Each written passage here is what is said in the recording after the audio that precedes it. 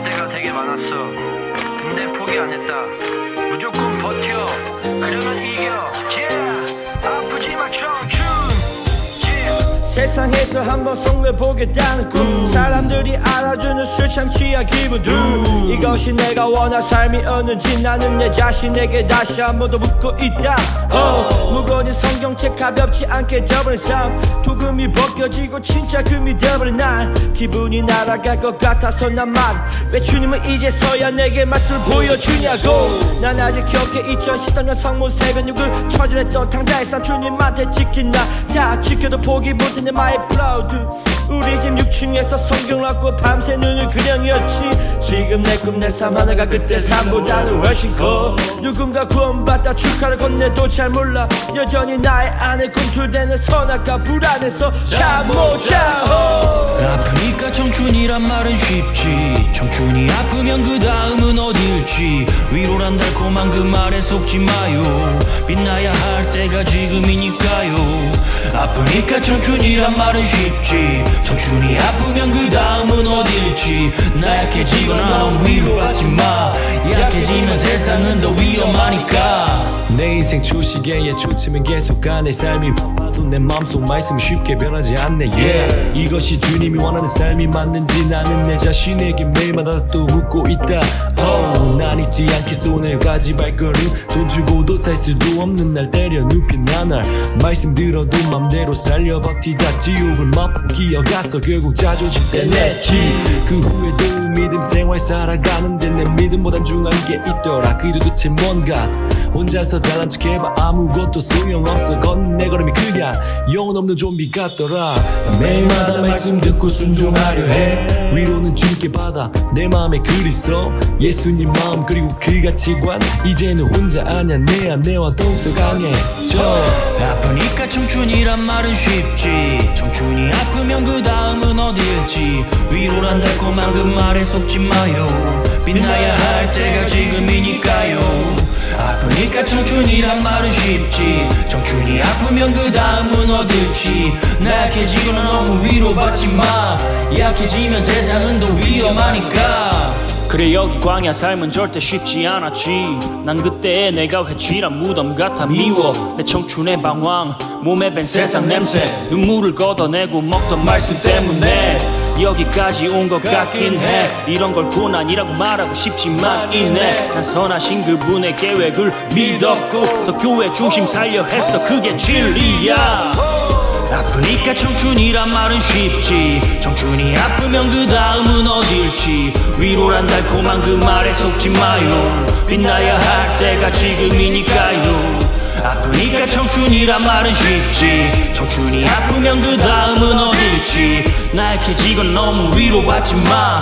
약해지면 세상은 더 위험하니까. 약해지면 세상은 더 위험하니까. 약해지면 세상은 더 위험하니까. No more pain, 변동 유부 초밥.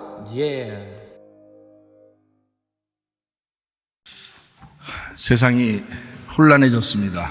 더 많이 혼란해질 것이고 이럴 때일수록 여러분 하나님을 사랑하시고 또 이웃들을 더 사랑하고 서로 사랑하다가 주님 만나시기를 바랍니다. 옆에 사람 인사하겠습니다. 하나님이 당신을 사랑합니다.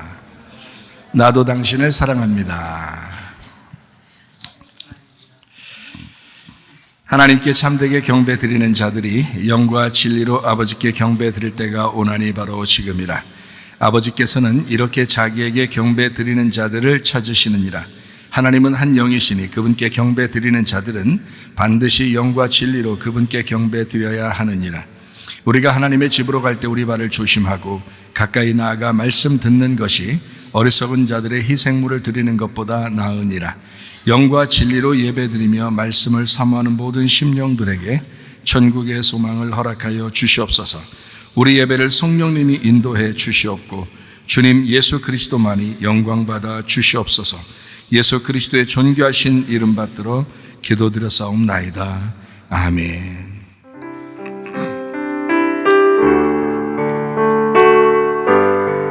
두 손 높이 들고 찬양하겠습니다. 나의 사랑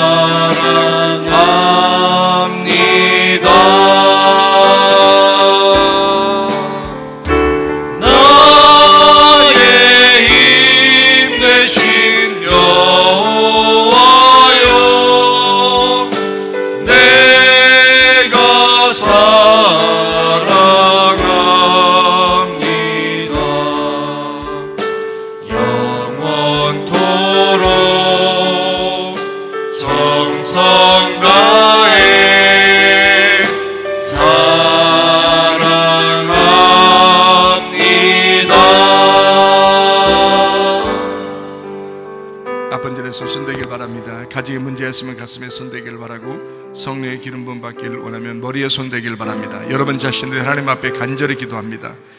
하나님, 이 마지막 때에 하나님 우리가 거룩한 사람들이 되게 하옵소서. 깨끗하고 순결한 주님의 신부가 되게 하옵소서. 우리의 영과 우리의 몸이 다 건강해서 예배드리다가 주님 만나게 하옵소서. 기도합니다. 우리 하나님 아버지여, 사랑과 은혜를 감사를 드립니다. 하나님 아버지여, 이 혼란하고 어두운 이 세상에서 하나님 아버지, 우리의 영과 우리의 몸이 건강하여 예배드리다가 주님 만나게 하옵소서. 거룩한 주의 신부리들에게 도와주옵소서. 하나님, 주의 사람으로 살게 하옵소서. 다 같이 찬양합니다. 나의 죄를 씻기는 예수의 피밖에 없네. 다시 좋게 하기도 예수의 피밖에 없네. 예수의 흘린 피 날리게 하오니 귀하고 귀하다 예수의 피밖에 없네. 우리 하나님 아버지, 하나님 앞에 기도합니다. 우리가 건강해야 되겠습니다. 우리의 영이 건강해야 되겠습니다. 우리의 몸도 건강해야 되겠습니다. 우리의 영과 몸이 건강하여 예배드리다가 주님 만나게 하옵소서. 아까부터는 귀신들아 질병 가져 떠나갈지어다. 가제 모든 문제는 해결될지어다. 손에 기름을 있을지어다. 예수의 축복이 있을지어다. 그대로 이루어지게 도와 주시옵소서. 예수님 존귀하신 이름 받들어 기도 올려옵나이다. 아멘. 주님께 감사합니다. 우리 하나님 아버지 함께 하시고 사랑하심을 주십니다.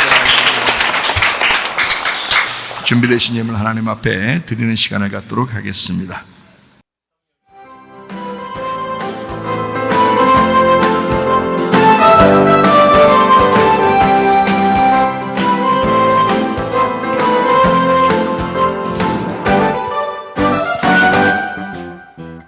친구들아, 나의 이 고백을 좀 들어보겠니? 예수님을 향한 뜨거운 이 사랑 고백을 아무도 몰라. 나의 이런 마음, 괜히 두근두근 행복해지는 이 마음.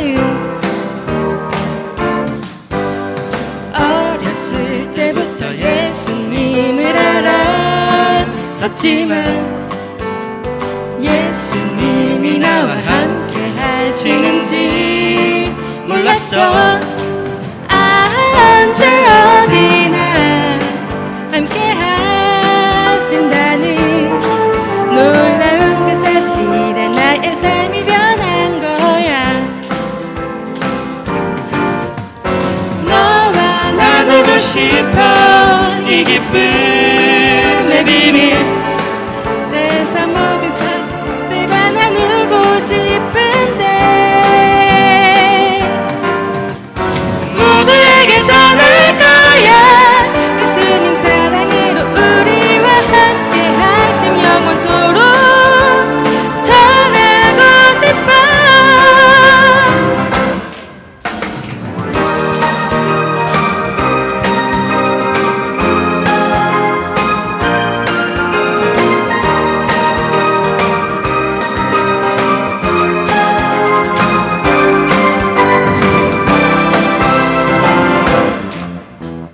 어렸을 때부터 예수님을 알았었지만 예수님이 나와 함께 하시는지 몰랐어. 언제 어디나 함께 하신다는 놀라운 그 사실에 나의 삶이 변한 거야. 너와 나누고 싶어 이 기쁨의 비밀. 세상 모든 사람들과 나누고 싶은데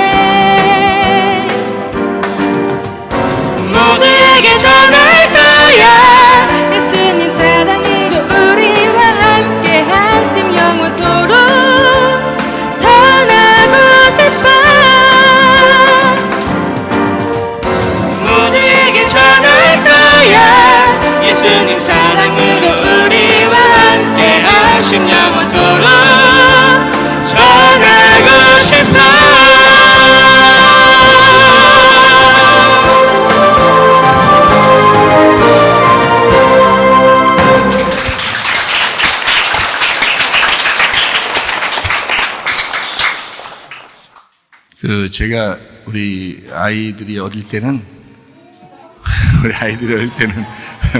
그래도 이게 분위기 타가지고 노래 다 끝나니까 하잖아요. 그러니까 아이들 어릴 때는 제가 이제 그때 아마 미성숙한 거죠. 그러니까 부모로서 미성숙하니까 복음을 전해야 되겠다. 우리 아이들한테 복음을 전해야 되겠다. 그래서 예수님 십자가 못 박혀 돌아가신 거, 예수님 부활하신 거, 이거를 얼마나 자세하게 우리 청년들 전문 목사잖아요, 제가. 그러니까 그 청소년들에게 가르치는 거를 그대로 우리 아이들이 아기 때 그냥 얼마나 이렇게 심어주려고 얘기하고 막 했는지 몰라요.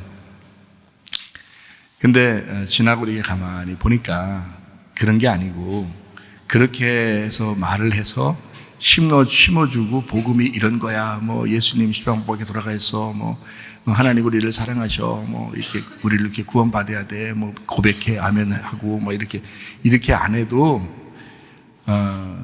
이제 시간이 지나고 은혜를 받고 복음을 알고 하니까 어떤 마음이 드냐면 하나님의 그 비밀이라고 하는 게 사랑이라는 거죠. 사랑. 그래서 부모는 자녀들에게 진심으로 사랑해주면 그게 하나님 아버지의 사랑이고 그 아이들이 하나님 아버지의 사랑을 깨닫고 이해하게 되면 그게 구원인 거죠. 그 복음인 거죠. 어떤 매뉴얼처럼 순서를 쭉 외워가지고 그렇게 해야 구원받는다는 게 아니고 하나님을 사랑하는 그 부모가 하나님의 사랑이 부모에게 있기 때문에 자녀에게 그 사랑을 전달하고 싶어. 그래서 진심으로 사랑해 주는 거예요. 그러면서 내가 왜 이렇게 너를 이렇게 사랑해 주는지 알아? 하나님 아버지가 계시기 때문이야. 이 한마디만 하면 아이에게는 그 복음이 들어가는 것입니다. 아이에게는. 그걸 내가 나중에 깨달은 거예요. 그래서 지금 부지런히 이렇게 사랑하고 있습니다. 자녀들에게. 어쨌든 그때도 사랑했죠. 그것도 하나의 사랑의 방법인데 조금 딱딱한 사랑의 방법이에요.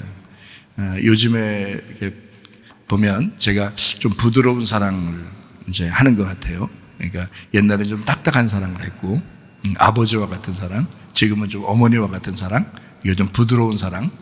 이걸 그래서 여러분한테도 이제 그렇게 말하고 싶죠.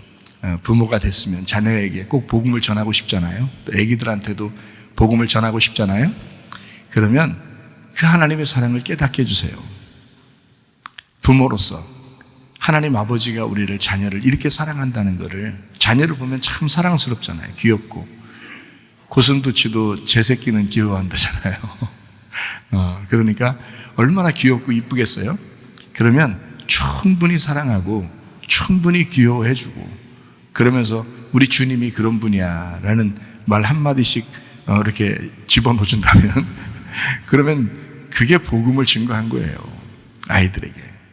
부모님 사랑 못 받은 사람들이 지금 굉장히 많습니다. 부모 진정한 사랑을 못 받은 사람들이 굉장히 많아요. 이 세상에. 그래서 이상한 집단에 빠지기도 하고 이상한 약을 하기도 하고 자기 마음대로 살아가기도 하고 그래요. 부모 사랑을 못 받았으니까. 그게 다 결핍이 있어서 그래요. 부모 사랑을 제대로 못 받은 그 결핍, 그것 때문에 이상한 곳으로 빠져들어가는 거예요. 그러니까 여러분 충분히 자녀를 사랑하시고 오늘도 예배 끝나고 난 다음에 부모를 떨어져 있거나 또는 자녀를 떨어져 있거나 그러면 전화라도 하세요. 진심으로 내가 사랑한다고. 그런 고백을 하세요. 또 같이 살아도 같이 얘기하세요. 그렇게 내가 진짜 사랑한다. 정말 사랑한다. 뼈가 어스러지도록 이렇게 껴안아주고 그렇게 한 번씩 한번 해보세요. 얼마나 감사한가. 얼마나 사랑스럽고 그게 하나님 마음이에요. 그게. 그러면 그게 복음 증거한 거야. 복잡한 거 아니에요. 복음 증거하는 거 복잡한 거 아니에요. 하나님 사랑을 알게 하면 그게 복음이에요. 쉽죠? 그런 교회가 되기를 원합니다. 그런 가정들이 다 되기를 원합니다. 우리가 하나님께서 원하면 그 갚는 것을 미루지 마라. 하나님께서는 어리석은 자들을 기뻐하지 아니하시느니라. 너희 중에서 주께 드릴 예물을 취하되 누구나 자원하는 한결같은 마음이 있는 자는 그것을 주께 드리라. 만군의 여호와가 이르노라 내게로 돌아와라. 그리하면 나도 너희에게로 돌아가리라. 우리가 어떻게 하여야 돌아가리이까? 이는 곧 11조와 봉헌물이라. 내가 참으로 너희에게 말하노니 이 가난한 과부가 다른 모든 사람보다 많이 넣었도다. 나의 하나님이여, 주께서 마음을 감찰하시고 정직을 기뻐하시는 줄을 아나이다. 내가 정직한 마음으로 이 모든 것을 즐거이 드렸사오며 이제 내가 또 여기 있는 주의 백성이 주께 자원하여 드리는 것을 보오니 심히 기쁘도소이다. 우리의 11조와 봉헌물 대신 주 그리스도 예수님과 서원하는 예물들, 감사와 각종 모든 예물을 하나님 앞에 드립니다.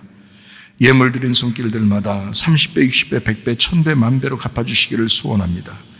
한나라 창고에 쌓아질 뿐만 아니라 이 땅에서도 풍성하게 하시사 자자손손까지라도 넉넉하게 주님의 일 하고도 남음이 있도록 복을 내려 주시옵소서. 예수 그리스도의 거룩하신 이름 안에서 기도드렸사옵나이다. 아멘. 주님께 감사합니다.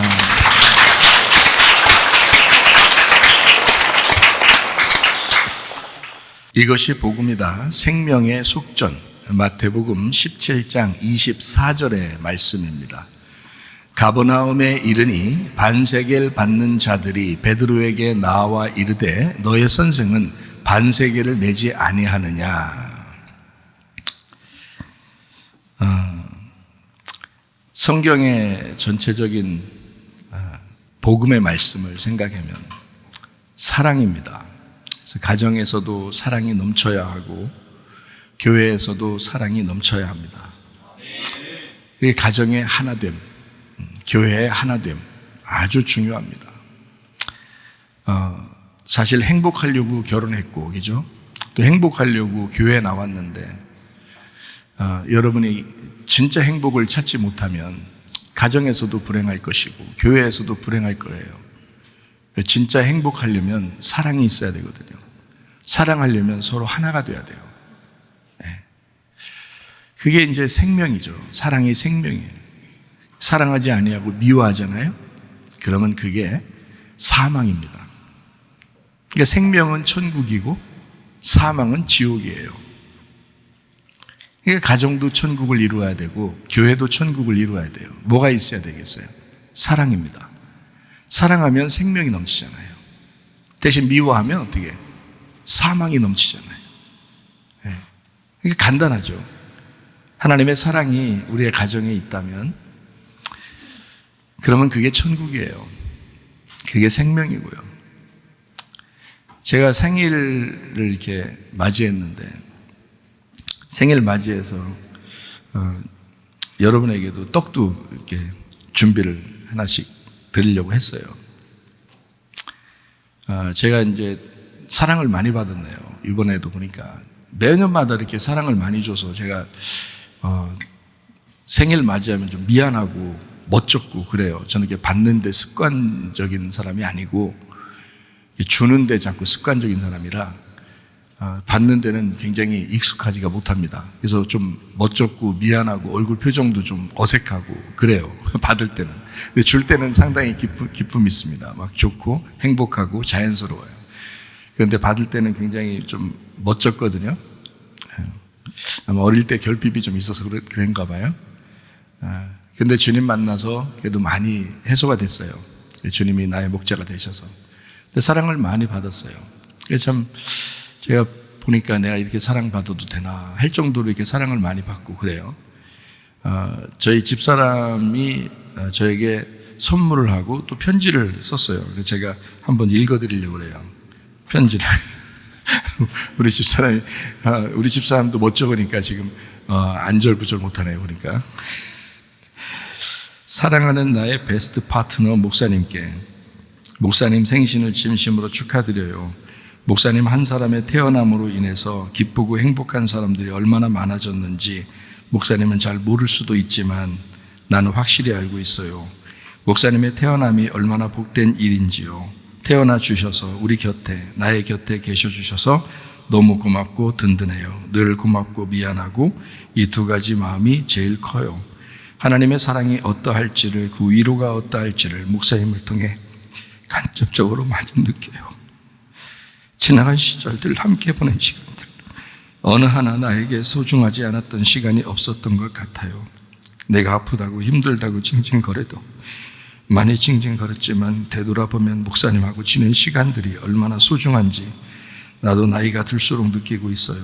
목사님 생각하면 눈물도 많이 나고 안쓰러운 마음도 들고 미안함이 늘 커요. 받은 것보다 늘 뭘 해주지 못한 것 같아서. 그렇지만 목사님 정말 사랑하고 아끼는 마음은 변함이 없어요.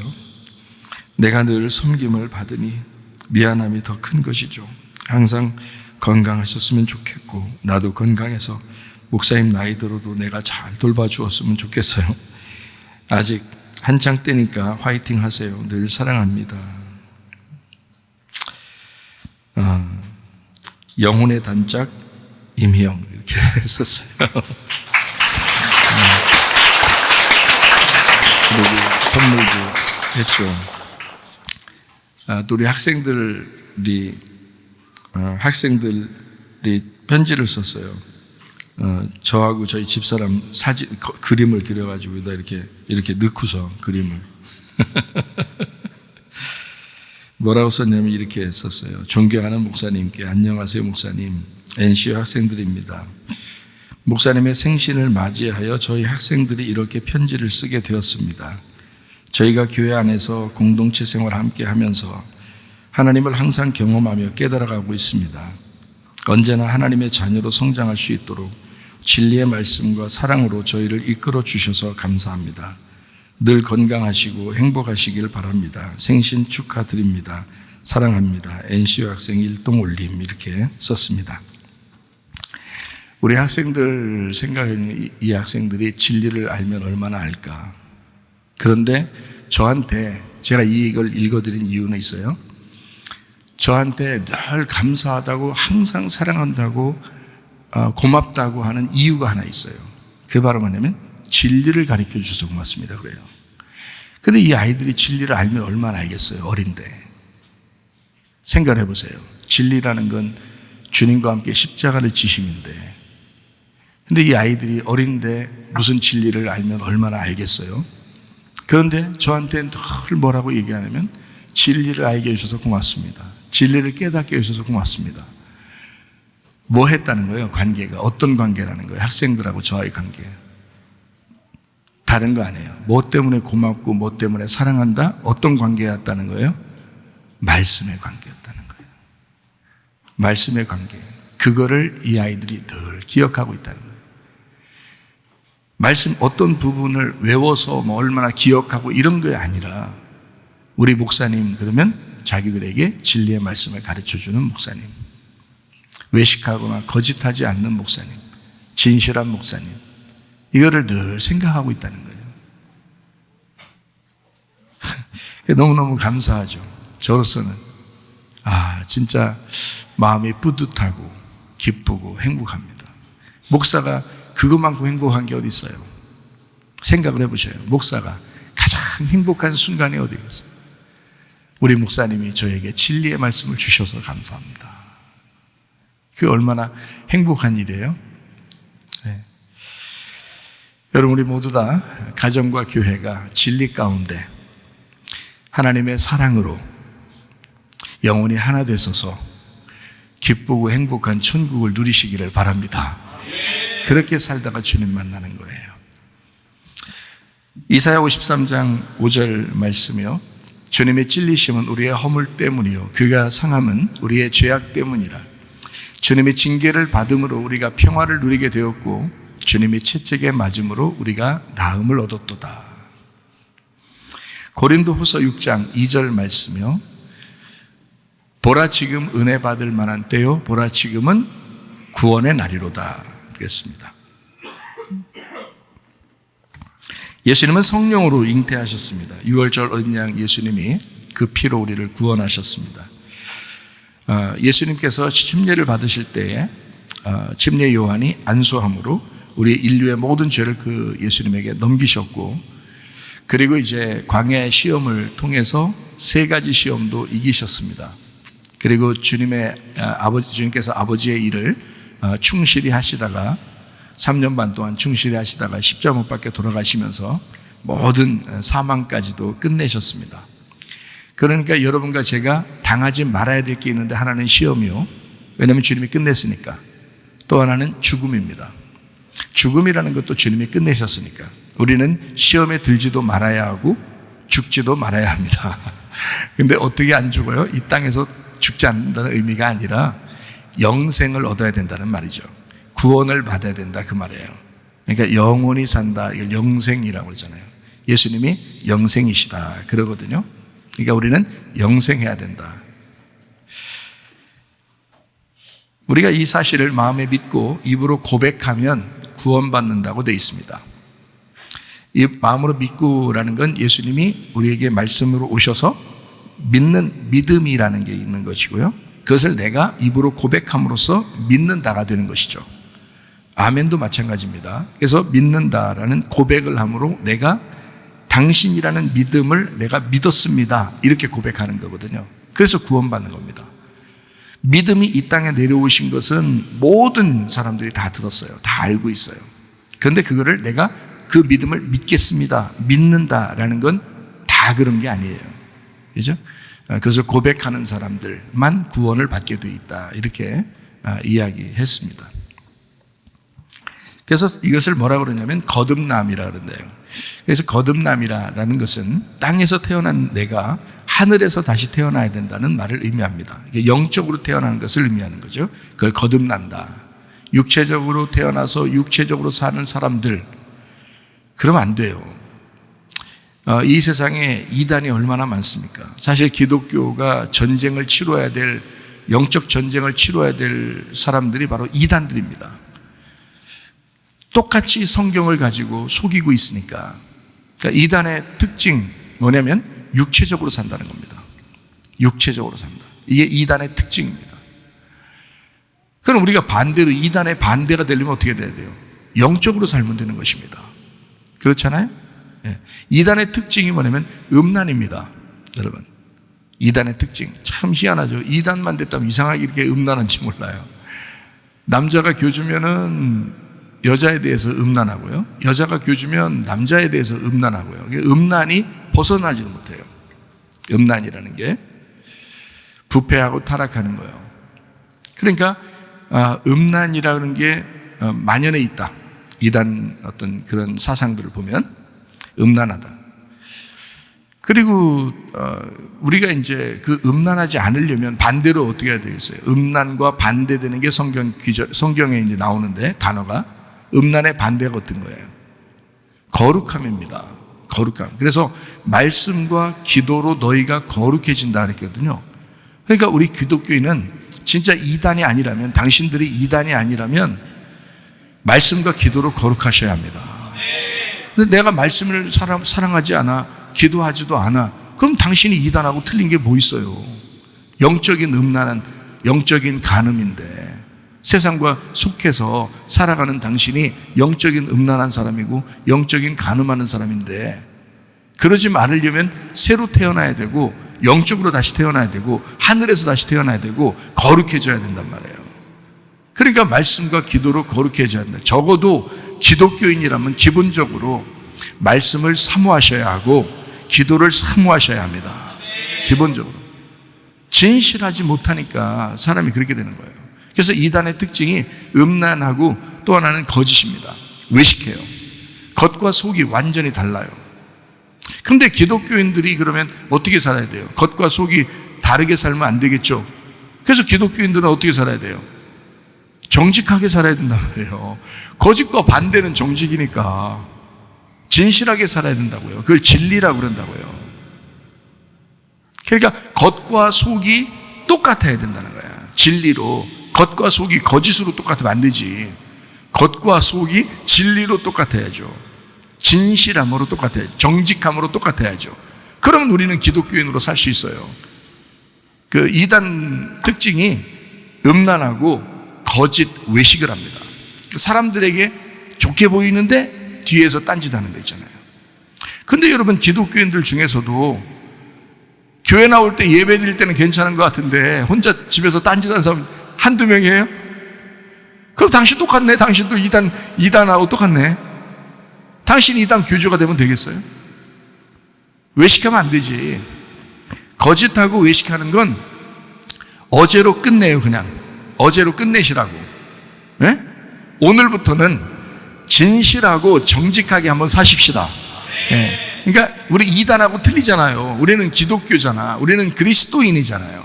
그리스도를 닮아가야 되잖아. 저도 옛날에 그렇게 잘못되게 살았었어요. 음란하고 거짓되고 외식되게 살았어요. 그리고 화 잘 내고요. 막 사람들 막 내가 기분 나빠서 화도 내고 그렇게 많이 살았어요. 그런데 지금은 회개했잖아요. 회개하고 완전히 달라요. 그러니까 거룩하게 살려고 그러죠. 또 진실하게 살려고 그러죠. 온유하게 살려고 그러죠. 네. 그러니까 이단의 특징을 가만히 보니까 뭐 교회 안에서도 사람들이 다 그렇게 살고 있는 사람들이 많더라는 거예요. 교회 안에서도 음란하죠. 거짓하고 외식하죠. 그리고 막 서로 미워하고, 뭐 왕따시키고, 폭력을 저지르고, 싸우고 이러잖아요. 그거 다 이단들이 하는 짓들이에요. 그거 이단들이 음란하죠. 거짓하고 외식하죠. 그리고 폭력을 저지르고 살인하고 미워하고 그러죠. 그래요. 그 이단 똑같은 거예요. 기독교인은 반대가 돼야 돼. 외식적이지 말고 진실해야 되고요. 음란하지 말고 거룩해야 되고요. 폭력적이지 말고 미워하지 말고 왕따시키지 말고 사랑하고 용서하고 용납하고 서로 하나가 되고 온유한 심령을 가지셔야 합니다. 그러면 딱 되는 거예요. 우리가 어떻게 하면 이단으로부터 멀리할 수 있죠? 우리는 어떻게 기독교인이 될 수 있죠? 딱 이렇게 하면 됩니다. 예, 거룩하고 진실하고 온유한 심령을 가지면 됩니다. 그러면 그게 기독교인이에요. 간단합니다. 예. 근데 마지막 때가 되면 점점점 이단 사상처럼 그렇게 살아가는 기독교인들도 많아져요. 그게 마지막 때예요. 그게 말세에 그렇게 되는 거예요. 돈 욕심 내죠. 음란하죠. 거짓하고 외식하죠. 다른 사람 미워하고 왕따시키고 그냥 속에 미워하는 게 살인이지 뭐예요. 미워하는 게 살인이라고요. 그게 살인하죠. 그 뭐 하는 짓이요? 교회 나와서 예배 드린다고 나오면서 그런 짓 하면 무슨 소용이 있어요? 안 되죠. 사랑하고 서로 하나가 되고 연합하고 그래야 됩니다. 그래서 이게 노아 시대 때도 똑같았고요. 소돔과 고모라 때도 똑같았고 로마가 멸망할 때도 똑같았어요. 이런 일들은 똑같이 나와요. 그리고 지금은 교회 안에서 기독교 안에서 이단, 그러니까 기독교를 반대하는 어떤 이단들이 생겨난 거예요. 그런 사람들이니까 누가 생각해보세요. 아니 저렇게 엉뚱한 말하고 저렇게 엉뚱하게 하는데 어떻게 사람이 이단들한테 속아 넘어가지? 왜 그런지 아세요? 왜 속아 넘어가는지 알아요? 처음에 이 사람들이요 친절하게 다가오기 때문에 그래요. 친절하게 다가오니까 친절해집니다. 친구가 돼요. 친해집니다. 처음부터 가가지고 그냥 야 성경 공부하자. 처음부터 가가지고 야 내가 이런 생각을 가지고 있는데 이거 따로 그렇게 하는 사람들이 아니에요. 처음엔 그런 거 얘기도 안 해요. 그냥 친구 되고 친하게 되고 아주 가깝게 됩니다. 가족보다 더 친하게 돼요. 나중에 결핍 있는 사람들이 가족의 사랑도 별로 못 받은 사람들이 그런 사람들 만나면 얼마나 친해지겠어요. 친해지는 거야. 친해졌다가 나중에 한참 만에 성경을 조금씩 가르쳐주고 아니면 누굴 만나게 해서 같이 이렇게 성경을 공부하게 하고 이러면서 그 일 빠져들어가는 거예요. 나중에 잘못된 걸 알아도 친해졌기 때문에 못 빠져나오는 거예요. 그게요. 이단이 그렇게 나옵니다. 그러니까 속이는 거죠. 미혹한다 그러죠. 그래서 미혹한다. 그래서 성경에도 미혹하는 자들이 많다. 그래요. 그러니까 그렇게 유혹하는 겁니다. 막 처음부터 막 우는 사자같이 확 오는 것 같아요? 그렇지 않아요. 미혹합니다. 그렇기 때문에 속아 넘어가는 거예요. 처음에 무섭게 확 달려들면 도망가죠. 차라리. 그죠? 그렇게 하는 게 아니야. 접근하면 쓱 빠져들어가도록 그렇게 만든다. 가장 잘 빠지는 사람들이 누군지 알아요? 여러분 우리 교회 나오는 지금 여기 앉아 계신 연세 드신 분들 이렇게 되신 분들은 별로 안 빠져요. 그리고 이단에서 잘 안 꾸셔. 한물 같다 이거야. 한물 같다. 안 꾸셔요. 별로 유혹될 의미도 별로 없어. 아니 유혹돼서 가분들 얼마 있으면 돌아가실 거 뭘 그들이 꾸시겠어요. 생각해 보세요. 뭔가 다른 사람에게 영향을 끼칠 수 있는 사람을 꼬신다고요. 그렇지 않겠어요? 그래서 이단들이 가장 노리는 사람이 누구냐면 대학생들입니다.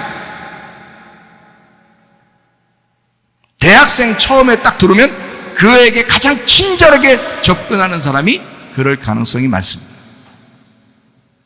거의 이단들은 대학생들을 유혹합니다.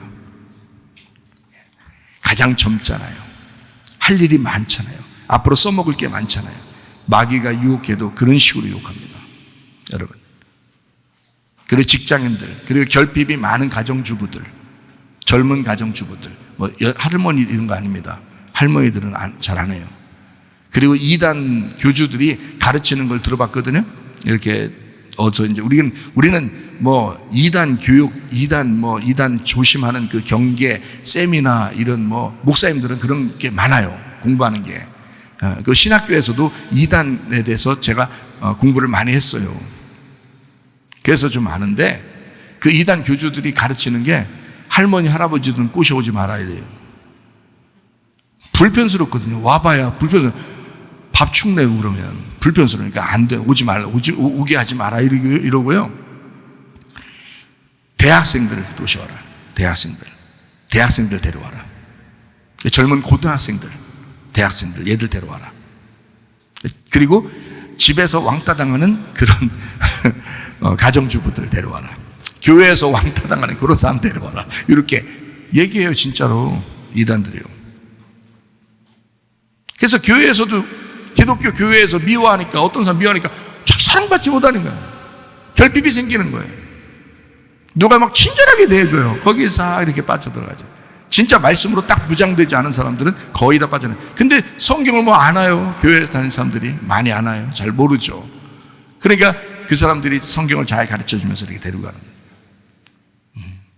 그러니까 젊은 애들이 굉장히 조심해야 돼요. 우리 교회에서 뭐 중학교, 고등학교, 대학교 이 아이들을 굉장히 조심스럽게 가르치고 이 아이들을 이렇게 생활을 사랑하게 하고 서로 이렇게 잘 교회에서 돌봐주고 하는 것은 진짜 이 영혼들을 보호하기 위해서 그런 거예요. 영혼들을 보호하기 위해서. 제가 그거 아니까. 이단들이 얼마나 교묘하게 이 어린 학생들하고 청년들을 데리고 가는지를 아니까. 우리 교회에 다니는 아이들만큼은 좀 보호해줘야 되겠다 싶어서 그렇게 하는 거예요. 실제예요.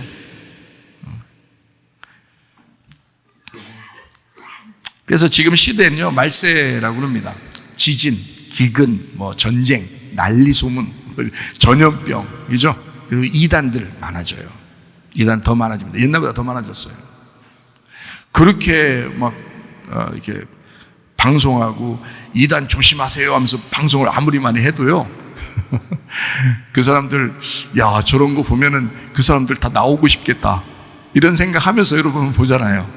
거의 안 나옵니다. 왜 안 나오는지 알아요? 그 사람들은 텔레비를 안 보거든요. 텔레비 안 봐요. 그런 내용들은 아예 보지 않아요. 그리고 교주가 잡혀갔어. 예를 들어서 전자팔찌를 차고 전자발찌를 차잖아요. 그 사람들 뭐라고 생각하잖아요? 우리 메시아가, 우리 그리스도가 십자가에 못이 박혔다. 손에 못이 박히고 다리에 발에 못이 박혔다 이래요. 그 사람들은 핍박을 받는다고 생각해요. 그리스도가 그 시대에 핍박받은 것처럼 우리의 메시아도 지금 핍박을 받는다 이렇게 생각해요. 그 정도로 심각한 게 이단 세뇌입니다. 여러분 참 놀랄 노짜죠 진짜. 네? 그리고 텔레비를 안 봐요. 메시아가 감옥에 가도요, 자기들 믿는 메시아가 교주가 감옥에 가도 우리 그리스도가 예수님이 감옥에 갇혔다, 핍박을 당하고 있다 이래요. 그래서 기도하고 있습니다. 나올 때까지 기도하고. 정말 놀랍죠. 예.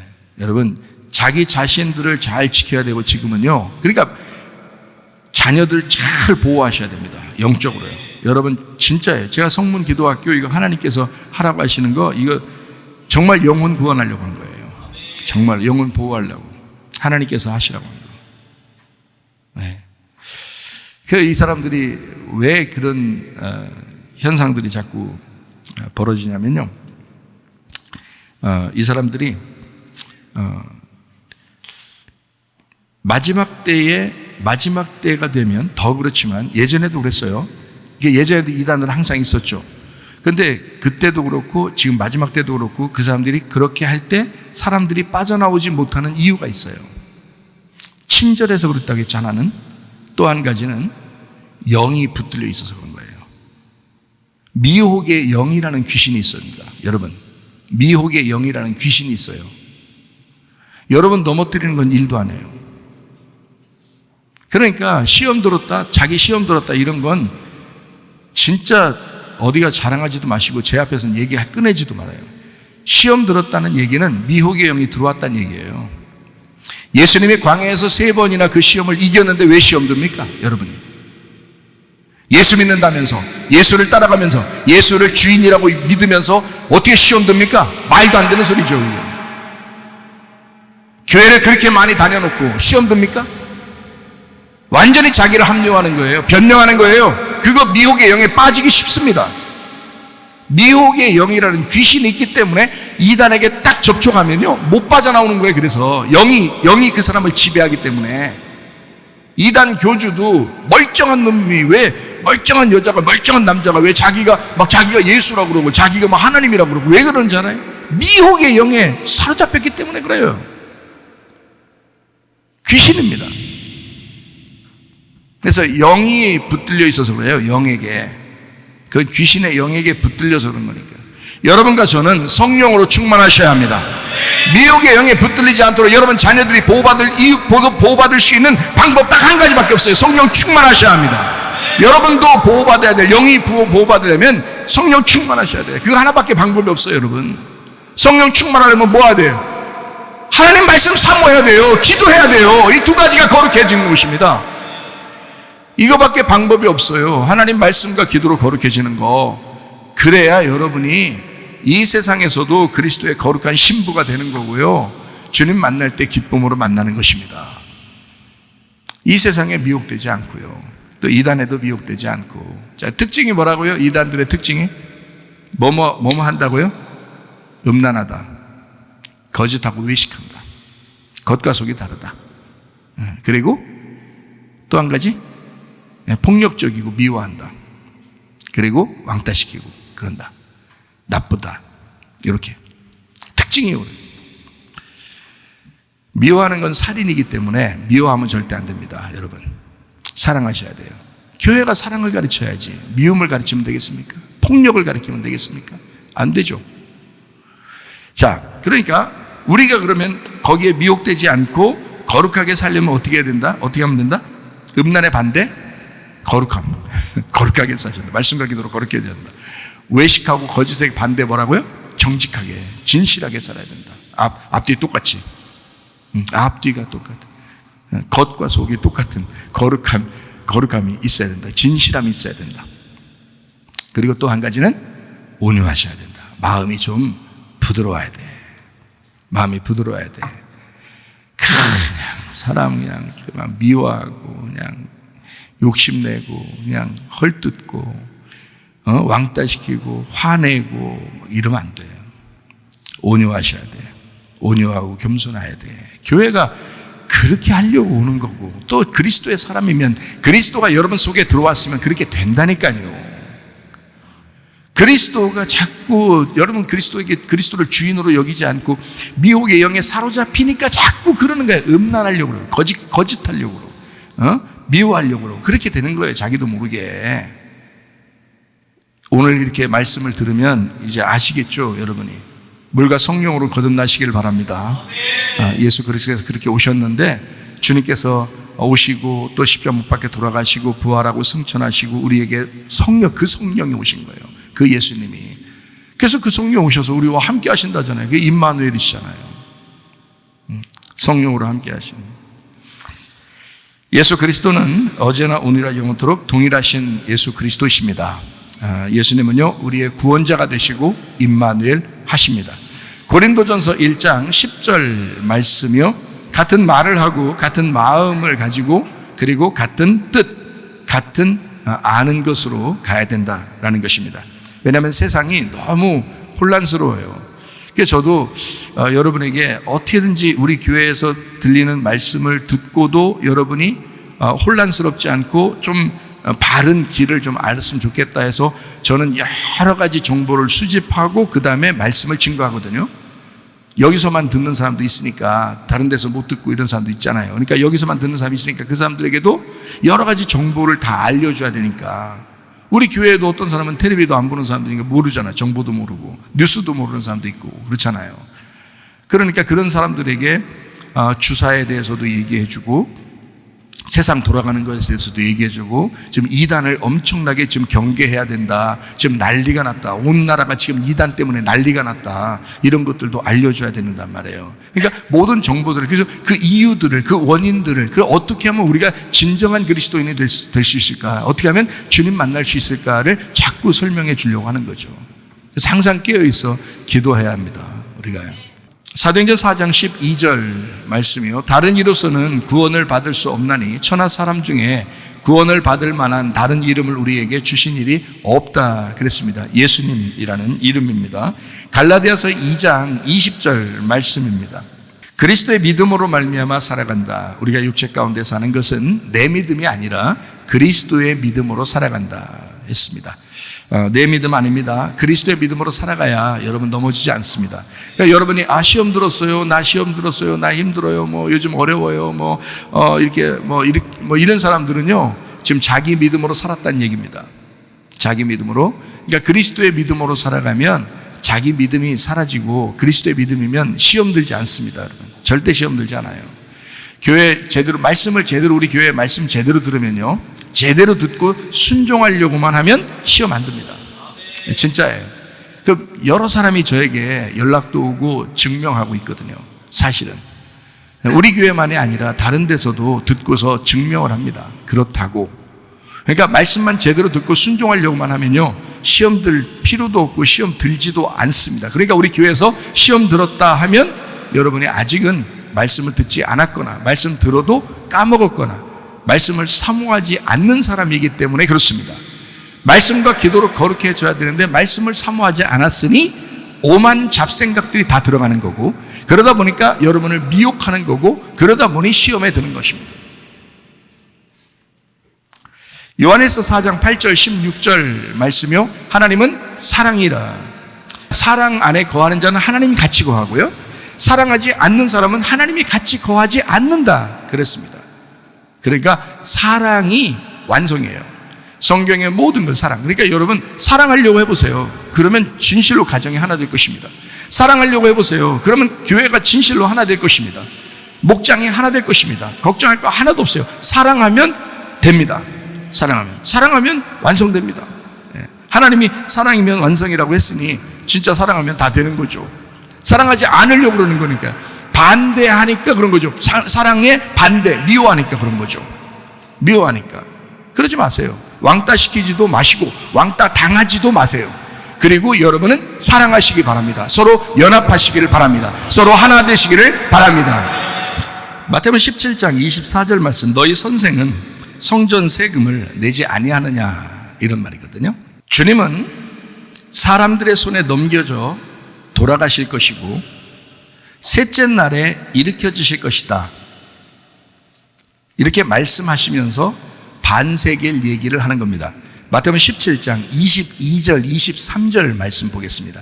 갈릴리에 모일 때 예수께서 제자들이 이르시되 인자가 장차 사람들의 손에 넘겨져 죽임을 당하고 제3일에 살아나리라 하시니 제자들이 매우 근심하더라, 이렇게 하면서 24절에 반세계에 대한 이야기를 한 것입니다.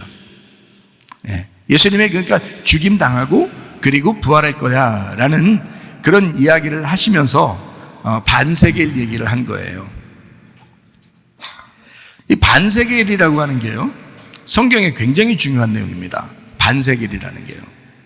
왜 이 반세계일이 이렇게 중요하냐면, 출애굽기 30장 13절 말씀을 보면 무릇 계수 중에 드는 자마다 성소의 세겔로 반세겔을 낼지니 한 세겔은 20게라라. 그 반세겔을 여호와께 드려라 라고 되어 있습니다.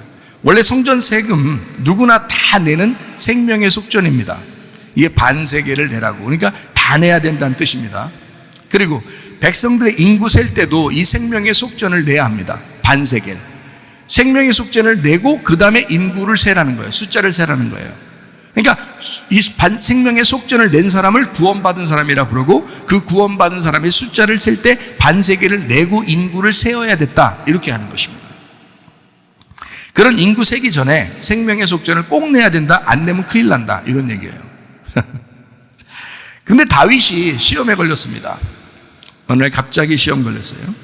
생명의 속전을 받지 않고 인구를 센 것입니다. 생명의 속전을 받지 않고. 이게 이제 하나의 그 실수인데, 생명의 속전을 내고 숫자를 세라고 나와 있는데 생명의 속전을 내지 않고 숫자를 센 거예요. 그럼 이제 무슨 일이 벌어지냐? 큰 문제가 벌어집니다. 자, 한번 출애굽기 30장 12절 한번 볼까요? 네가 이스라엘 자손의 수요를 조사할 때에 조사받은 각 사람은 그들을 계수할 때에 자기의 생명의 속전을 여호와께 드릴지니 이는 그것을 계수할 때에 그들 중에 질병이 없게 하려 함이라 그랬습니다. 그러니까 만약에 생명의 속전을 내지 않고 숫자를 세면 질병 걸린다는 얘기입니다. 질병. 근데 다윗이 숫자를 셀 때 생명의 속전을 안 받고 숫자를 센 거예요. 사무엘하 24장 13절 14절 말씀입니다. 가시 다윗에게 이르러 아뢰되 이르되 왕의 땅에 7년 기근이 있을 것입니까? 혹은 왕이 왕의 원수에게 쫓겨 석 달 동안 그들 앞에서 도망하실 것입니까? 혹은 왕의 땅에 사흘 동안 전염병이 있을 것이니까 왕은 생각하여 보고 나를 보내신 이에게 무엇을 대답하게 하소서 하는지라. 다윗이 가드에게 이르되 내가 고통 중에 있도다. 청하건대 여호와께서는 긍휼이 크시니 우리가 여호와의 손에 빠지고 내가 사람의 손에 빠지지 아니하기를 원하노라 하는지라 했습니다. 그러니까 다윗이 인구를 셀 때 생명의 속전을 안 받고 반세겔 안 받고 숫자를 셌단 말이에요. 그러니까 선지자가 나왔어요. 선지자 와서 자, 세 개 중에 하나 선택해라. 응? 세 개 중에 하나 선택할 때 뭐뭐를 선택하라고 그래요? 13절, 14절에 보니까 뭐뭐를 선택하래. 13절에 보니까 뭐라고 그래요? 7년 동안 기근이 있겠습니까? 3달 동안 도망 다니겠습니까? 아니면 전염병 3일 동안 전염병. 여러분 같으면 뭘 선택하겠어요? 아무래도 짧으니까 3일을 선택했을 가능성이 있어요. 그죠? 그래서 14절에 보니까 뭐라고 그래요? 다윗이 3일 동안만 해주세요 라고 말하진 못하고 하나님의 손에 빠지기를 원합니다, 이렇게 한 것처럼 보이죠? 그게 아니죠. 왜냐하면 이것은 이미 출애굽기 30장 12절에 약속되어 있는 말씀이에요. 반세겔을 내지 않고 생명의 속전을 내지 않고 숫자를 세거든 질병에 걸린다고 나와 있잖아요. 그러니까 사람이 선택할 수 있는 게 아니란 말이에요. 그러니까 다윗은 뭐라 그래요? 하나님이 그냥 해주세요, 알아서. 하나님이 알아서. 그래서 다윗이 이제, 그러면 여러분이 다윗 대단하다, 머리 진짜 좋다, 하나님 알아서 해주세요, 이 말씀을 다 아는 사람이에요, 다윗도. 그래서 출애굽기에 나오는 말씀을 다 알기 때문에 하나님의 손에 빠지기로 합니다. 내가 사람이 선택하지 못하겠어요, 하나님이 그냥 알아서 해주세요 했는데 3일 동안 7만 명이 죽었습니다, 전염병으로. 다윗이 한 번 생각을 잘못해서, 그때 전염병으로 7만 명이 죽었습니다. 그만큼 반세겔이 중요한 겁니다. 7만 명을 죽일 만큼 이 말씀을 이루어야 되겠다는 거예요, 하나님은요. 여기 출애굽기 30장에 나와 있는 이 말씀을 하나님은 그걸 완성해야 되겠다는 거예요. 7만 명이 죽더라도 그걸 그대로 이루어야 되겠다는 거예요. 그만큼 반세겔이 중요한 것입니다. 왜? 그 후대에, 지금 이게 다윗 시대만이 아니라 그 후대에 우리까지의 모든 시대에도 반세겔의 복음이 전달돼야 되거든요. 이 반세겔이 그만큼 중요하다, 생명의 속전이다 라고 하는 것을 알려줘야 되기 때문에 그때는 사람이 죽더라도 이 말씀이 이루어져야 된단 말이에요. 참 놀라운 얘기죠. 근데 주님은 자, 반전이라는 게 있어요. 항상 성경은 이게 반전이 있어요. 반전 드라마가 상당히 재밌는 거예요. 반전 없으면 여러분 뭐 드라마나 영화나 재밌어요? 안 그러죠? 반전이 있으니까 더 재밌잖아요. 성경은 늘 반전이 있어요. 그러니까 너무너무 재밌는 거예요, 성경. 그러니까 다른 거 뭐보다 성경 많이 읽는 게 재밌을 것 같아요, 여러분도. 반전 드라마가 상당히 있거든요. 주님은 이제 이 7만 명의 죽음을 놓고 그 주님께서 그냥 7만 명 죽이고 딱 끝! 이제 봤지, 이놈들아. 응? 내가 어떤 하나님인지 알았지? 하고서 지나간 게 아니고 그 7만 명 죽었는데 그 죽음 이후에 하나님이 어떤 제스처를 취하는지를 성경을 보면 참 놀랍습니다. 자기의 죽음으로 예배의 장소에 솔로몬의 성전을 세우겠다라고 하는 놀라운 약속을 합니다. 이 문제가 끝나고 전염병으로 7만 명이 죽고 난 그 문제가 끝나고 이루어지는 사건이에요. 솔로몬 성전이 세워지는 앞으로 그 약속을 이렇게 하는 겁니다. 사무엘하 24장 24절 25절 봅니다. 왕이 아라우나에게 이르되 그렇지 아니하다. 내가 값을 주고 네게서 살리라. 값 없이는 내 하나님 여호와께 번제를 드리지 아니하리라 하고 다윗이 은 50세겔로 타작마당과 소를 사고 그곳에서 여호와를 위하여 제단을 쌓고 번제와 화목제를 드렸더니 이에 여호와께서 그 땅을 위한 기도를 들으심에 이스라엘에게 내리는 재앙이 그쳤더라. 이렇게 되어 있습니다. 그러니까 하나님이 뭐라고 이제 다윗에게 했냐면 예배드려라. 너 예배드리면 내가 그 중지시켜 줄게. 그랬어요. 근데 예배드릴 장소를 찾아야 될 거 아니에요, 다윗이. 그러니까 하나님이 아주 친절하게 장소 하나를 가르쳐 줍니다. 그 장소가 어디냐면 예루살렘의 아라우나의 타작마당이에요. 그걸 정해놓은 거예요. 거기서 예배를 드리면 내가 이 모든 재앙을 끝내겠다라고 약속하는 겁니다. 참 놀랍죠? 자, 이 장소 아라우나의 타작마당이라는 그 장소, 역대하 3장 1절. 솔로몬이 예루살렘 모리아산에 여호와의 전 건축하기를 시작하니 그곳은 전에 여호와께서 그의 아버지 다윗에게 나타나신 곳이요 여보스 사람 오르난, 이게 아라우나입니다. 아라우나 같은 이름인데 요거를 이제 어디서는 오르난으로 부르고 어디서는 아라우나로 부르는 거예요. 오르난의 타작마당에 다윗이 정한 곳이라. 예배 장소, 오르난의 타작마당 예배 장소, 아라우나의 타작마당 예배 장소입니다. 거기가 모리아산에 있었습니다. 모리아산 하면 여러분 잘 아시는 곳이 있는데 어딜까요? 예, 창세기 22장 2절입니다. 여호와께서 이르시되 네 아들 네 사랑하는 독자 이삭을 데리고 모리아 땅으로 가서 내가 네게 일러준 한 산 거기서 그를 번제로 드려라. 어디서 이삭을 드렸다고요? 모리아산에서요. 그 모리아산에 그 이삭을 드렸던 예물 드렸던 제사 드렸던 그 장소를 오랜 시간이 지나면서 다 잊어버리고 있었던 거예요. 그리고 아라우나라는 오르난이라는 사람이 거기서 타작하고 있는 추수 마당, 타작 마당을 하고 있었던 거예요. 거기서 타작하는 장소가 돼 있었던 거예요. 오랜 시간 지났으니까 이삭을 거기다 예물로 드렸던 그 장소를 사람들이 다 이제 어느 장소인지는 잊어버리죠. 아브라함이 이삭을 드렸다가 거기서 살아났대라는 것만 알았지 그 모리아산 어느 장소인지는 하나님만 아시는 거예요. 그러니까 하나님이 그곳에서 예배드리길 바랬던 거예요. 아브라함이 이삭을 드렸던 그 장소에서 예배드리기를 바랬다. 그리고 다윗은 그 장소에서 번제를 하나님 앞에 드리고 화목제를 드리면서 하나님 앞에 예배를 드렸다. 그 모리아산에서 아라우나의 타작마당 그곳, 아브라함이 이삭을 드렸던 그 장소, 거기다가 예배를 드렸습니다. 그랬더니 거기에서 어떻게 했다고요? 솔로몬이 그 장소를 성전을 만드는 겁니다. 그래서 솔로몬 성전이 거기에 있는 겁니다. 예루살렘 모리아 산에 있는 예루살렘 성 안에 있는 솔로몬 성전이 아라우나의 타작마당, 오르난의 타작마당인 거죠.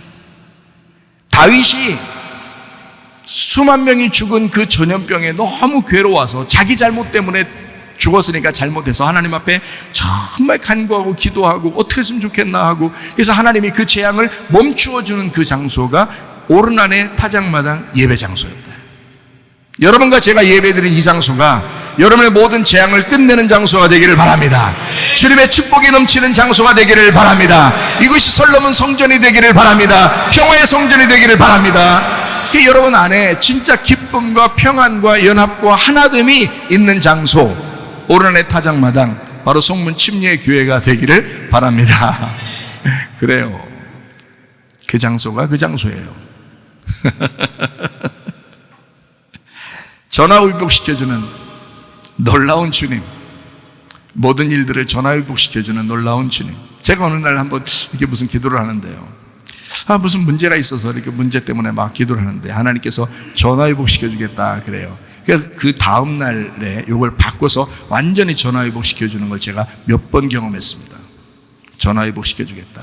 그래서 더 좋은 방향으로 그것을 완전히 그 문제를 해결해 주는 그런 것을 제가 몇 번을 경험했는데, 전화위복시켜준다.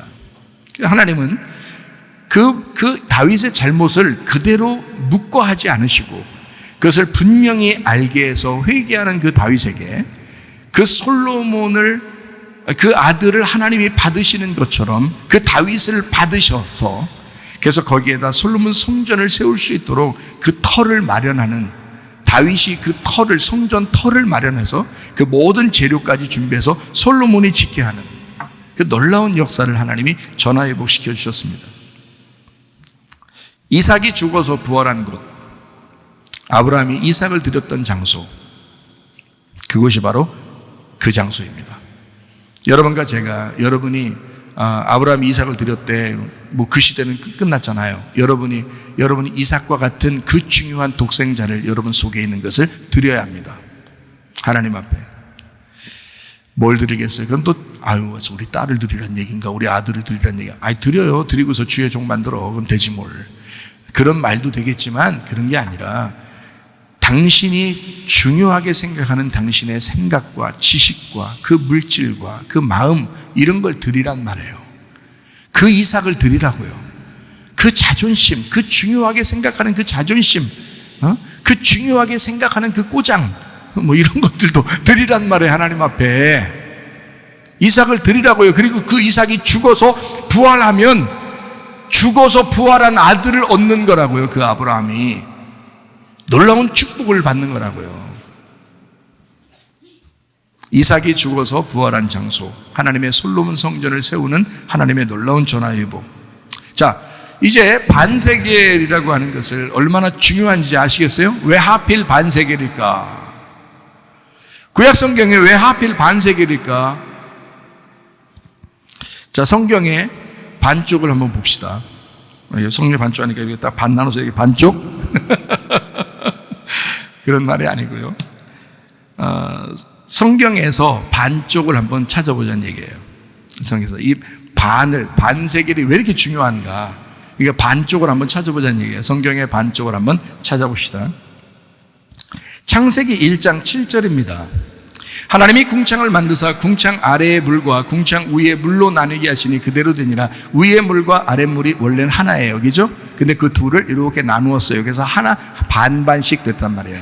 이해가 되겠죠? 창세기 2장 9절입니다. 여호와 하나님이 그 땅에서 보기에 아름답고 먹기에 좋은 나무가 나게 하시니 동산 가운데에는 생명나무와 선악을 알게 하는 나무가 있더라. 이렇게 반반씩 나누어서 있는 거, 이게 하나예요. 선악과와 생명나무가 하나인데 이걸 반반으로 나누었단 말이에요. 창세기 3장 8절입니다. 그들이 그날 바람이 불 때 동산에 거니시는 여호와 하나님의 소리를 듣고 아담과 그의 아내가 여호와 하나님의 낯을 피하여 동산 나무 가운데에 숨은지라. 나무가 하나인데요, 그 가운데에 숨은 거예요. 그 반에 숨은 거란 말이에요. 반에. 출애굽기 26장 33절 말씀입니다. 그 휘장을 갈고리 아래에 늘어뜨린 후에 증거궤를 그 휘장 안에 들여놓으라. 그 휘장이 너희를 위하여 성소와 지성소를 구분하리라. 이렇게 나눈 거라 이 말이에요. 반씩 나눴죠.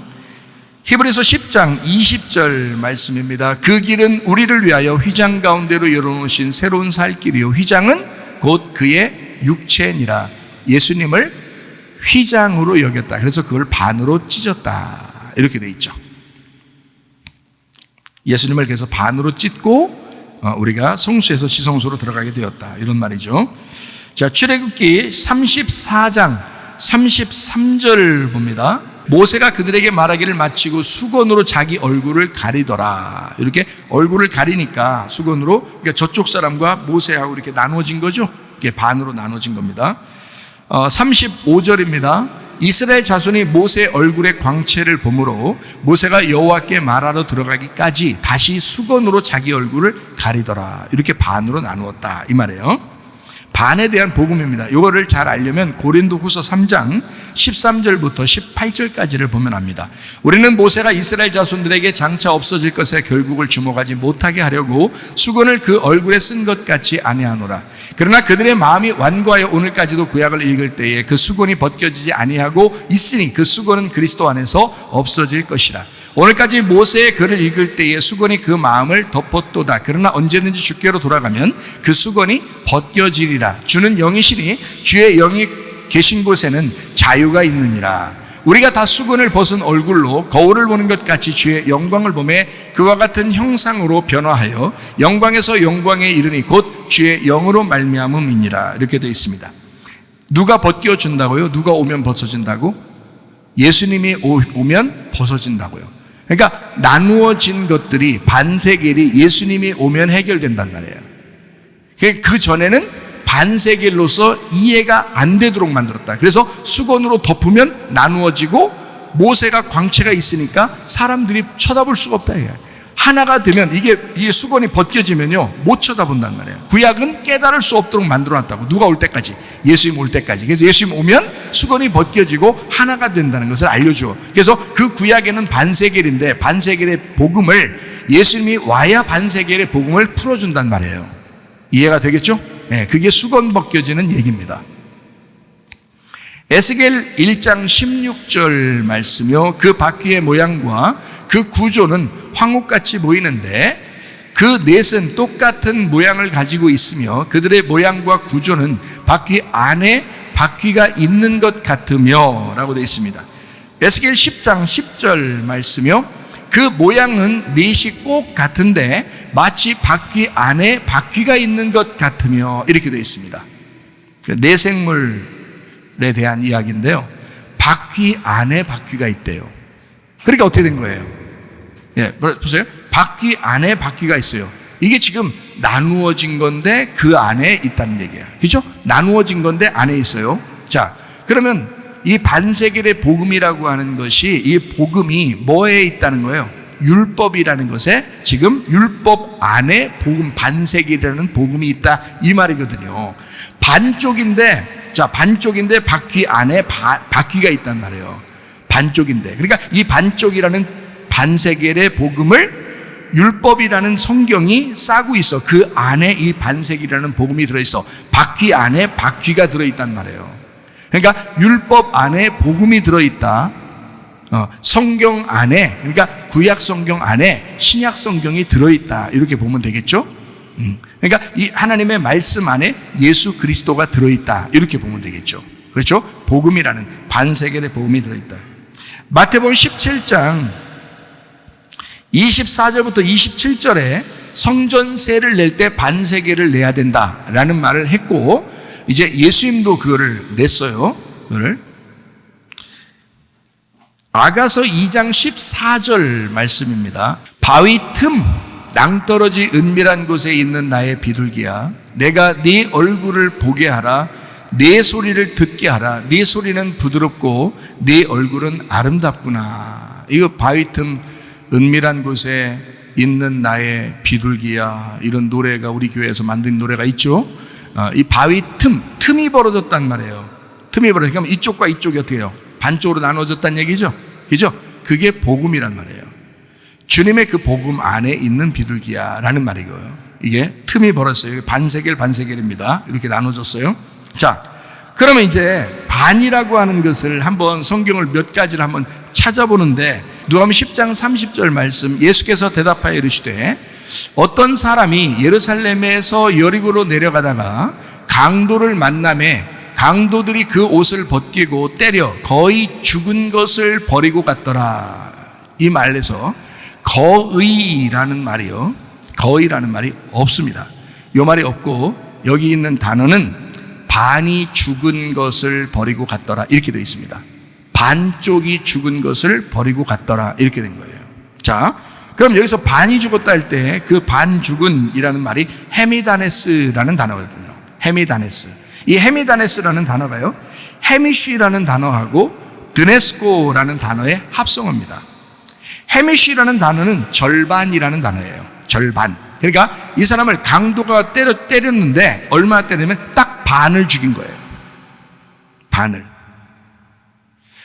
이 반 죽은 사람들. 여러분 이렇게 우리나라도 이렇게 바람풍 이런 거 걸리고 이러면 어떻게 반이 딱 죽잖아요.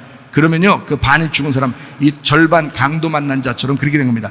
주님이 찾아오셔서 사랑하십니다. 여러분, 그 이상하게 볼 필요 없어요. 자, 헤미시라는 이 절반이라는 단어가요, 하마에서 왔거든요. 이게 또한, 함께, 같은, 모두라는 말에서 온 거예요. 그러니까 이 반은요, 원래 반이 나누어져서 있는 게 아니에요. 하나인데 반으로 나눠진 거예요. 하나인데 반으로 나눠진 거. 이 하나인데 반으로 나눠졌다는 말은 무슨 말이냐면, 원래 하나인데요, 거기서 반을 나눈 것을 얘기합니다. 그 반쪽. 그거를 반, 이렇게 말하는 거예요. 그러니까 강도 만난 자는 어떻게 죽은 거냐면요, 원래 하나였는데 반쪽을 죽인 거예요. 원래 하나. 그럼 원래 하나가 뭐예요? 선한 사마리아인이 강도 만난 사람을 어떻게 잘 치료해 주죠. 근데 거기서 말하는 이 반쪽이라는, 반이 죽었다는 말은 누가 죽었다는 얘기예요? 그러면 선한 사마리아인의 반이 죽었다는 얘기예요. 이 말이에요. 정확하게 말하면 선한 사마리아인의 반. 그래서 자기의 반을 고쳐주는 거예요. 이게요, 놀라운 복음입니다. 그래서 헤미쉬라는 단어, 그리고 드네스코는 뭐 죽는다는 의미인데요, 영적으로도 죽는다 이런 의미를 가지고 있고요. 근데 헤미쉬라는 이 절반이 하마, 똑같이 하나였는데 이 말이에요. 똑같이 하나였는데 딱 반 이 말이에요. 그게 헤미다네스, 절반이 죽은 사람을 보고 그걸 놓고 버리고 갔더라. 그 반쪽은 누구를 얘기하면 그 사람을 얘기하는 거예요. 그 한 사람이 반이 죽은 겁니다. 그러니까 요 반이 죽은 사람도 요 지금 멀쩡한 사람과 같은 거죠. 이해가 돼요? 자, 멀쩡한 사람은 누구예요? 선한 사마리아인이죠.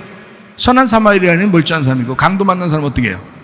예, 그 반 죽은 선한 사마리아인의 반이 죽은 그 선한 사마리아인이란 말이에요.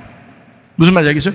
자, 그 반이 죽은 그 사람을 치료해 주러 온 선한 사마리아인과 하나였던 사람이에요. 하나였던 사람인데 이게 반이 죽은 거예요. 그러니까 강도 만난 자를 예수님은 뭘로 본 거예요? 자기라고 본 것입니다. 자기라고 본 거예요. 자, 이 단어가 그렇게 표현해 주고 있다. 그래서 누가복음 10장 30절에 이렇게 사람들이 죽은 것을 버리고, 이 반이 죽은 사람을 버리고 갔다. 그걸 예수님이 이제 치료하시기 시작합니다.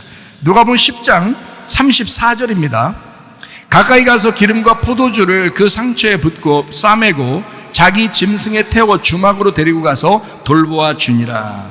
가까이 다른 사람은 다 도망가는데 가까이 가서 자기 기름과 포도주는 뭐 기름은 아시죠? 성령이고 성령의 의미를 나타내는 성경에서는 다 기름으로 표현하고요. 그다음에 포도주라고 하는 건 기쁨을 의미합니다. 잔치, 어린 양의 혼인잔치 할 때 그 기쁨 있죠. 잔치할 때 포도주 떨어지면 안 돼요. 그래서 가나의 혼인잔치에도 포도주를 이렇게 새로 만들어주는 그런 놀라운 역사가 있죠. 마찬가지로 포도주라는 건 성령의 기쁨을 의미합니다. 그래서 기름과 포도주라고 하는 것은 성령의 기쁨을 말합니다. 이해가 되겠죠? 성령의 기쁨. 그러니까 여러분과 제가 여러분과 제가 영적으로 죽으면 무엇이 우리를 살리는 것이냐면요, 기름과 포도주가 살리는 것인데, 그 기름과 포도주가 여러분을 살리는 것은 아니라 성령의 기쁨이 와야 사는 것입니다. 성령의 기쁨이 여러분에게 오지 않으면 당신은 아직도 죽은 자예요. 성령의 기쁨이 와야 사는 사람이에요. 주님이 그거를 발라주셔야 사는 거라 이 말이에요. 말씀을 통해서 성령의 기쁨이 와야 여러분은 사는 것입니다. 놀라운 얘기죠. 기름과 포도주를 부어서 상처를 싸매 주셨다, 이렇게 나와 있습니다. 그리고 어떻게 했냐면 자기 짐승에 태웠다라고 되어 있습니다. 자기 짐승에 태웠다. 자기 짐승이라고 하는 건 크테노스라는 말입니다. 자기 소유, 자기 재산, 자기 가축을 얘기합니다. 자기를 말하는 거예요. 자기가 태우고 갔다는 얘기예요. 물론 그 가축이 태우고 갔지. 근데 그게 자기라고요. 자기 재산이라고요. 자기라고요. 여러분의 재산은 바로 여러분이잖아. 척 보면 모르겠어요? 돈을 그렇게 사랑하는 거 보면 돈이 자기인지 자기가 돈인지 모르잖아요. 자기 돈을 자기로 알잖아. 그죠? 자기 가축, 자기 재산이란 말이에요. 예수님의 재산, 선한 사마리아인의 재산, 그 짐승에 태우고 갔다.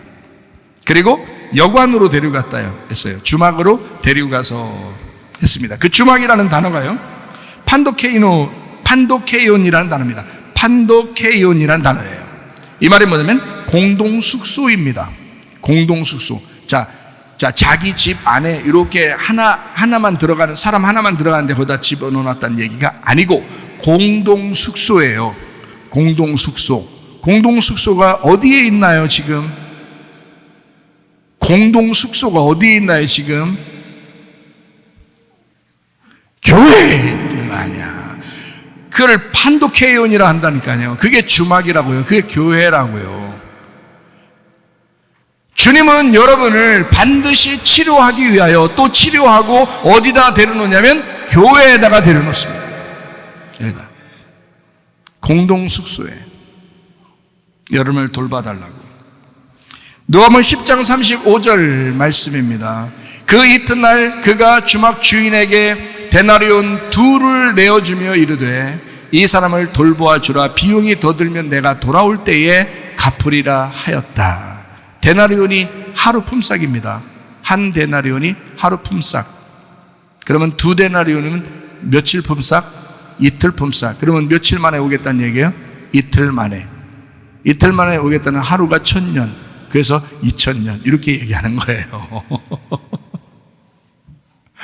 주님이 이 땅에 오신 이후에 지금 2000년 기간입니다. 그게 지금 우리가 지금 살아가고 있는 지금 기간이에요. 그래서 지금 말세라고 하는 겁니다. 주님 오실 가능성이 많다, 이렇게 하는 겁니다. 주님이 어느 날 오실 때 여러분 어떻게 주님 만날 것인가? 데나리온 2만 딱 주고 가잖아요. 여기서 이거는 예수님이 비유로 설명해 주는 얘기거든요. 그럼 뭐 엄청난 돈을 주고 갔다 해도 되죠. 자기 마음대로 얘기할 건데. 근데 그렇게 마음대로 얘기 안 해요. 딱 2 데나리온을 주고 갔다. 내가 다시 오면 더 비용이 더 들었다면 내가 그때 계산해 줄게, 그러잖아요. 그러니까 교회 안에서 공동 숙소에 수고하는 자들이 있죠. 그 수고하고 섬기는 자들, 목장에 그 지도하는 사람도 있을 것이고, 교회 목사도 있을 것이고, 교회 전도사도 있을 것이고, 교사들도 있을 것이고, 우리 성문 기도학교 같으면 교사들도 있을 것이고, 이런 사람들, 그 섬김에 그 주를 위해서 봉사하고 섬겼던 이 사람들, 주님이 다시 오실 때 반드시 보상하십니다. 반드시 부비가 더 들었으면 내가 그렇게 갚아주리라. 주님이 그렇게 말씀하시는 거죠. 주님께 수고한 것은요, 절대 헛된 것이 없습니다. 여러분, 주님을 위해 산다는 것, 교회를 위해서 산다는 것, 이것은 축복이에요. 여러분에게 무엇인가 하나님이 주고 싶어서 그런 거예요. 그게 보상이라고 그러죠. 자, 이렇게 용서받은 사람들이 바로 저와 여러분입니다. 반 죽었던 우리를 살리신 선한 사마리아인. 용서하지 못할 사람 없고 이해해 주지 못할 사람 없습니다. 그러므로 여러분 모두를 용서하고 사시기를 바랍니다. 모두 자기가 가진 이유들이 충분합니다. 사람들은요, 그래서 그냥 자기들 뭐 이것 때문에 그래, 저것 때문에 그래 막 얘기합니다. 서로 이해하고 사랑하시기 바랍니다. 1만 달란트 빚진 자가 탕감받았을 때 1만 달란트 빚진 자, 예수님과 관계 있다는 얘기예요. 탕감받았을 때 구원받았다면 100데나리온 빚진 자는 모두 용납할 수 있어야 합니다.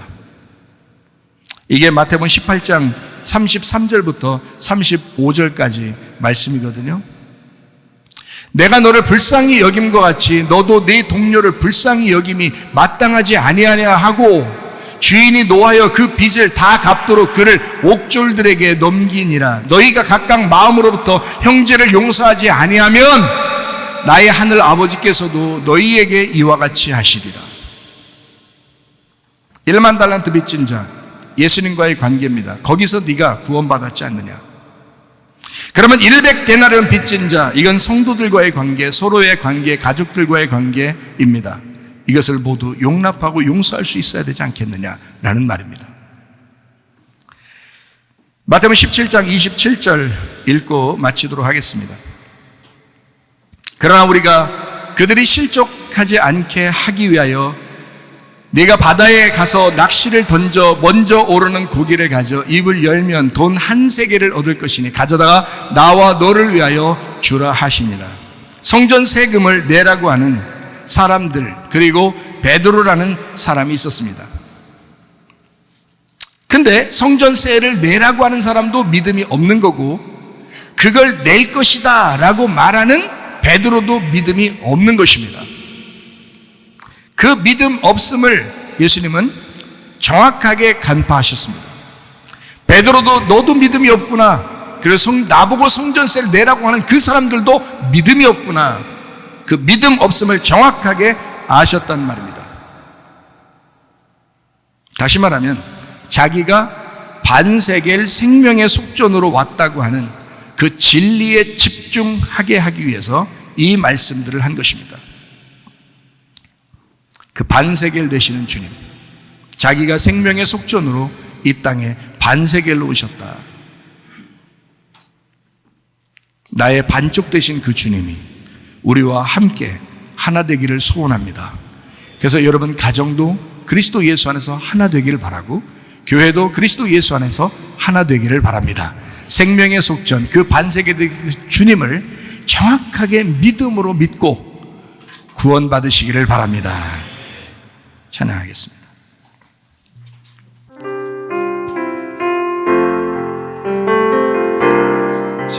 진정한 예배가 숨쉬는 교회, 주님이 주인 되시는 교회, 믿음의 기도가 쌓이는 교회, 최고의 찬양을 드리는 교회, 말씀이 살아 움직이는 교회, 성도의 사랑이 넘치는 교회, 섬김과 헌신이 기쁨이 되어 열매 맺는 아름다운 교회,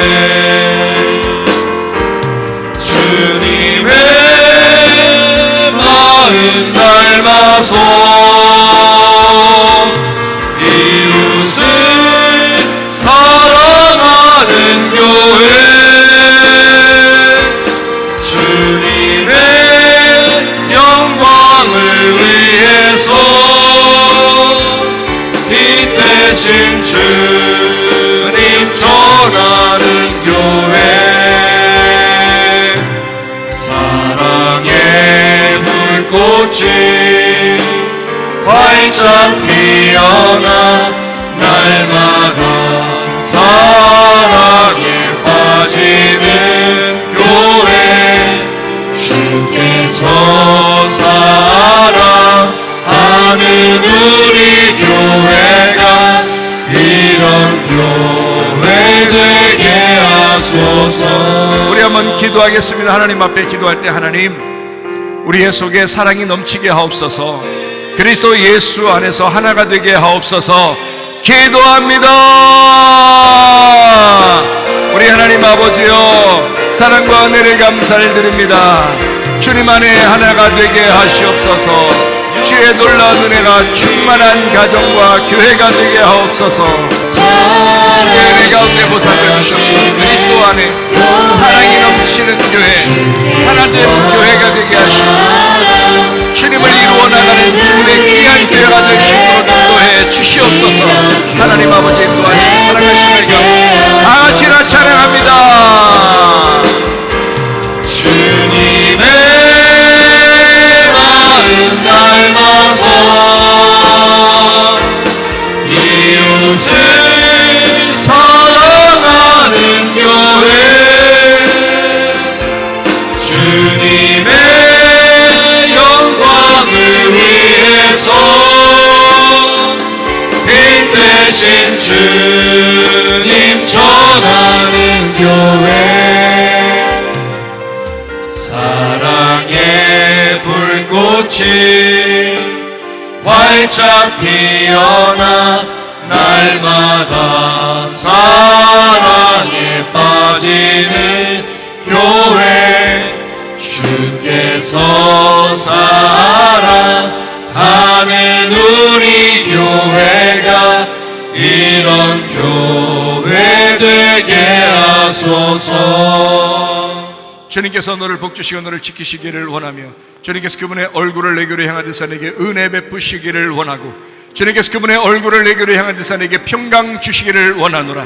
이제는 우리 주 예수 그리스도의 은혜와 하나님의 사랑과 성령의 교통하심이 교회와 가정에 영원토록 함께할지어다. 아멘. 주여 감사합니다. 우리 하나님 인도하시고 사랑하심을 감사합니다. 하나님 붙들어 주시옵소서. 예수님 준비하시옵소서. 기도받기를 원하시면 앞에 나오셔서 기도받으시기를 바랍니다. 발자취를 밟겠네. 날마다 주님 따라가리. 한 걸음씩 또 한 걸음씩 주님 나와 영원히 함께 하시니 기쁨으로 걸어가리.